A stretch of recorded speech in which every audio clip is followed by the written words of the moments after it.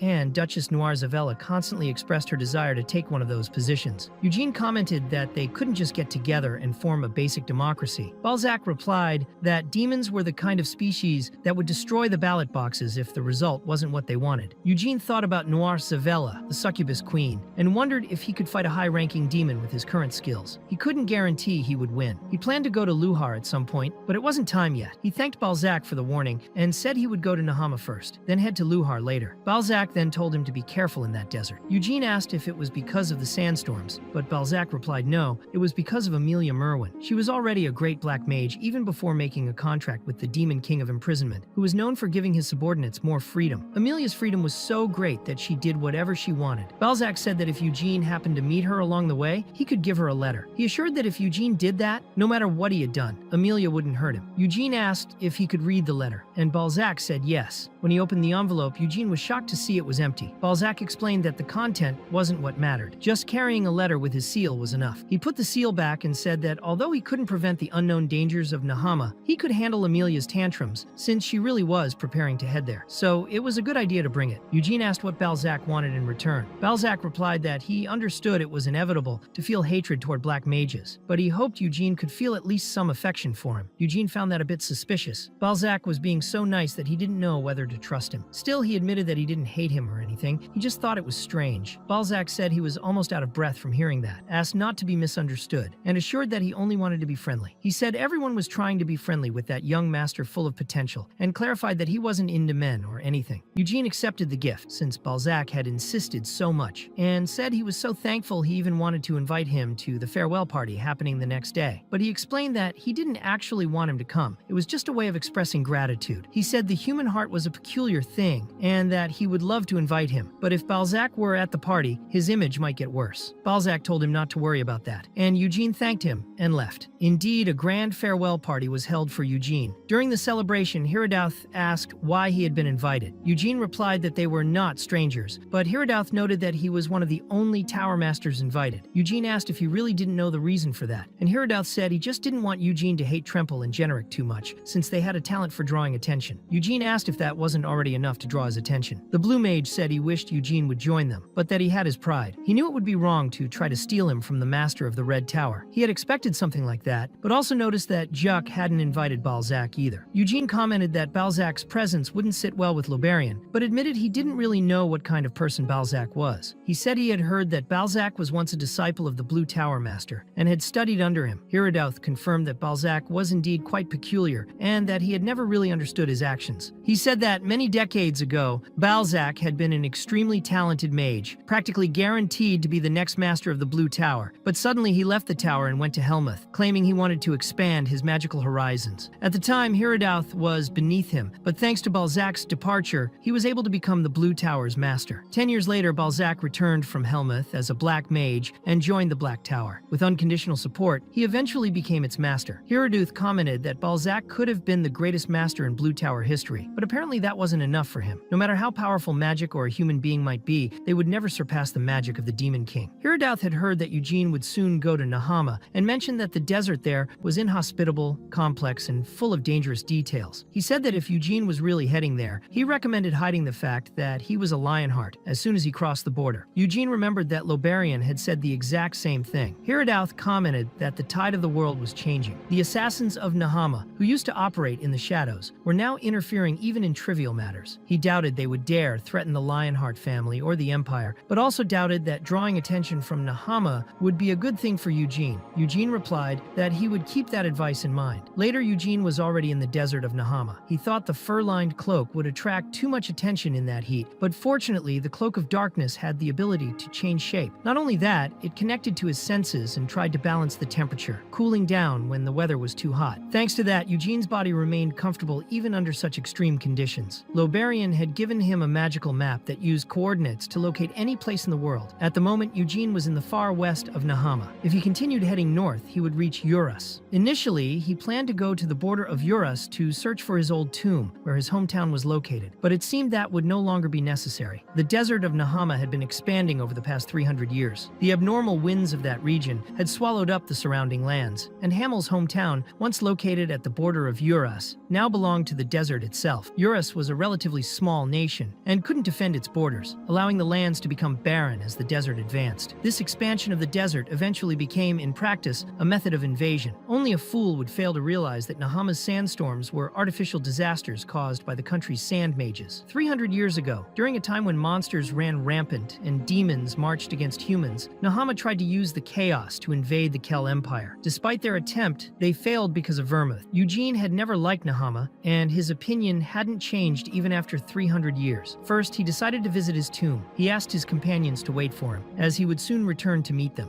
Walking through the desert, Eugene exuded the aura of a protagonist. From a distance, a few men were watching him. One of them remarked that he was impressive, since normally foreigners crossing the desert hired caravans and guards, but he was alone. Another suggested it might be some kind of ritual, as he'd heard the boy was about to come of age. In his tribe, there was a coming-of-age ritual that involved sending the young out once they reached a certain age. The oldest among them wondered why, if it really was a coming-of-age ritual, someone as famous as a Lionheart would travel to such a distant desert. The other replied that he didn't know, they were just following orders, and the only instruction they had received was to prevent Eugene from entering the Kasani desert. He didn't know the reason, and didn't dare question his master's decisions. Still, he admitted he found the Lionhearts as impressive as the stories claimed. Suddenly, they realized Eugene was running toward them. One man thought he was far enough away to avoid detection, unless Eugene had binoculars. But they soon noticed he was already using the Lionheart's white flame, crossing the dunes with incredible speed. It was too late to retreat, so they drew their weapons. The idea was to make Eugene think they were just bandits. However, Eugene could tell their stealth skills were weak. They looked like travelers, but he knew it was just a disguise. He also recognized that one of them was wielding a force sword, stronger than an aura sword, which meant he was a skilled swordsman. Eugene thought it had been a while since he'd been in a serious fight. Over the past 2 years, he had spent more time with a pen learning magic than with a sword. Even so, he had always preferred physical activity. The very first exchange of blows made his opponent's hand tremble. When the others rushed in to surround him,